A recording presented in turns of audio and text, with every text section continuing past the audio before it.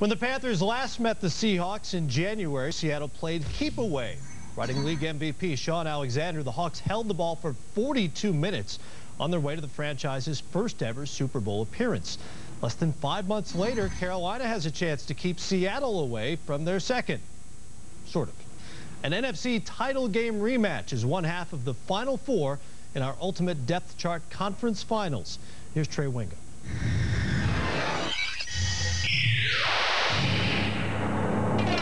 The ultimate NFL depth chart has come down to this: championship Sundays in both the NFC and the AFC. Trey here with my band of merry men, Sean, Mark, and Mike. Let's start in the NFC, guys. A rematch of the 2005 NFC Championship game, except Panthers and Seahawks, this time in Carolina, not in Seattle. Will that make a difference? Oh, a different result for me, guys. I think the Carolina Panthers, judging from our point system and everything else, are football's best team, not only at this point, but we'll see what happens in Super Bowl.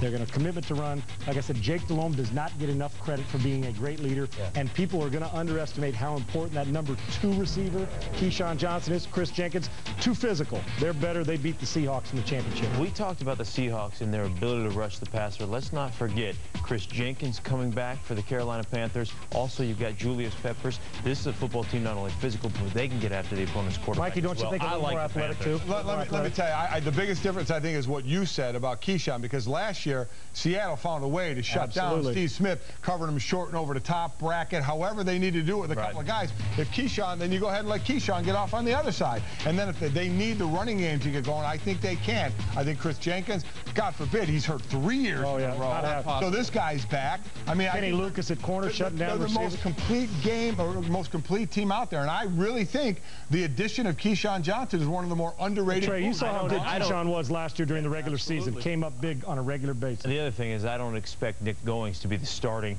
tailback for the Carolina Panthers in the playoffs this year. How much do you think the way Carolina lost in last year's NFC title game will affect them? Because Jake Delhomme had arguably the worst playoff game of his career, and Steve Smith was absolutely shut down. From a mental perspective, they feel like they got something to prove against this team. Trey, you've seen it throughout free agency. I mean, their #1 target. Let's go out and get ourselves a receiver. As soon as Keyshawn Johnson's released by the Dallas Cowboys, he becomes a Carolina Panther. They know the importance of having a secondary receiver that they didn't have last year to take that pressure off. And not only that, guys, I think it's good to let things fester early in the offseason, to let it get deep down in there, say, you know what, we were embarrassed, we played poor football, Jake Delhomme knows he's a better player than that, and they were humiliated going into Seattle. It'll be different, and if you don't take that and let it come inside you and then spit it all out once mini camps and OTAs, they'll be ready by training camp. But Mike and Mark, don't you agree you got to let it fester a little bit to get the anger in there? Chip on your shoulder a little bit. Carolina goes there. They don't underestimate their running game. They know they need that to help the passing game,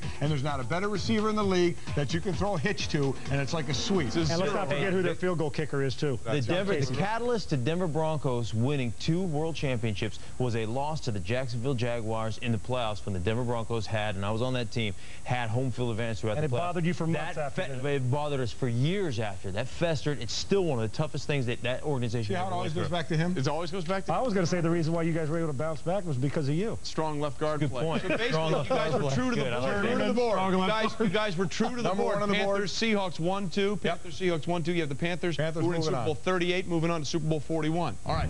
Now you're also true to the board here, because if you look, the top 2 teams on the AFC to make it were the Patriots and the Steelers. You have them playing out here, guys. This time, this game is in Pittsburgh, like it was 2 seasons ago for the AFC Championship game in Roethlisberger's rookie season. What happens? I don't think that matters. I think the Patriots are coming back from the injuries. Obviously, you still have Tom Brady leading the way. Brewski's going to be back to his old self. On the defense, you have Seymour. I just think this Patriot defense in the NFL of today can be more of confusion, and nobody did it better than Pittsburgh last year, because they weren't bringing 6, 7 guys. They were bringing 4 and 5 and just confusing you. I think the Patriots can match that. I had the Patriots.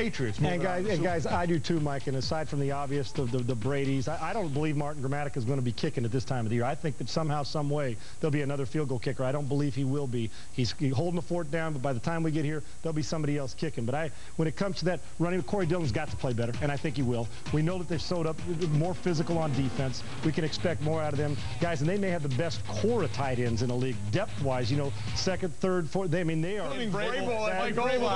They can load it up, and you know know what? Number 12, man. I need not say more. I like the Patriots, although the guy in Pittsburgh, Ben Roethlisberger, ain't half bad. To me, there's no question that when you talk about the Patriots, you're talking about the best quarterback in the National Football League. Tom Brady just gets it done. He delivers. That's a football team that understands how to win. They had a lot of young guys, depth-wise, that had to step in, that had to play because of injuries last year. Those guys are just going to add quality depth to this Patriots team. I think this Patriots team is going to win. And you get Maroney, the running back, and one last thing. Think about it, look, guys. We're talking about like the Patriots were stiffs last year. Do you realize they were one game away from the AFC championship? Exactly right. On the with road, all those injuries. One fluke play, actually, when they were going in for a score that was taken the other way by Champ Bailey, the cornerback for the Broncos. Until he got down to about the 5 and Ben Watson tracked him down. He ran out of gas. Guys, interesting here. Super Bowl 41, as you guys see it playing out, a rematch of Super Bowl 38. Patriots, Panthers. We'll see how. Who's not on the Patriots? That's a separate issue. We'll see how that plays out when the ultimate NFL depth chart continues tomorrow. So that's how Sean Stink and Mike Golick see it. Here's how you see it, because you, whether you realize it or not, you are Sports Nation. In the AFC, Sports Nation agrees with the experts. You've got the Patriots over the Steelers, just barely. And in the NFC, Sports Nation agrees with the experts, picking the Panthers over the Seahawks. Remember, you can log on and vote anytime on ESPN.com. And according to our team NFL experts, Super Bowl 41 will be a rematch. Super Bowl 41 plays out tomorrow on SportsCenter.